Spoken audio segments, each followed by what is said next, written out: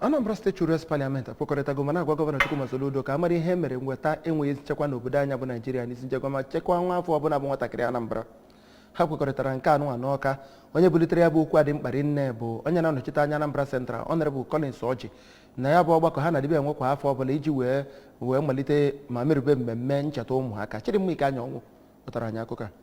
Honorable Oji kọwara na site n'enweghị ezi nchekwa nke steeti a na-agabiga ugbu a, ụmụ akwụkwọ na-atụzi ụjọ ịga akwụkwọ, ọkachasị oge ugbu a ọtụtụ Mọnde na-abụzi onye ọbụla nọrọ n'ụlọ. Ya bụ onye omeiwu kwenyesiri ike na ekwesịrị inwe mgbasa ozi maka iwulite nchekwa pụrụ iche n'ebe ụmụ akwụkwọ nọ. N'akụkụ nke ya, onye okwupụta okwu nke ya bụ Children's Parliament, Right Honorable Israel Udekwe, kọwapụtara na ọ bụ ọrụ dịalụ gọọmenti iweta ezi nchekwa pụrụ iche maka ụmụaka nọ n'obodo ahụ. Ka a na-agba ya ajụjụ ọnụ dịka emesịrị ya bụ ọgbakọ, onye bụ onye na-afụ maka nchekwa dịrị ụmụaka Sa Emeka Ejide kọwara na ihe ndị a na-elegara anya dị n'aka ụmụaka ndị ahụ eduru n'iyi ọrụ bụ ka ọ mepụta iwu nke ga-akwado ikike dịrị ụmụaka.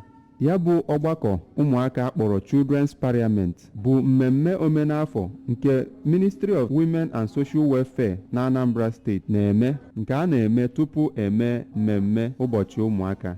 Isiokwu maka ụbọchị ụmụaka nke afọ a bụ ọkpụkpọ oku ịkwalite ihe ndị ahụ na-eweta ezi nchekwa maka nwatakịrị nọ na Naịjirịa.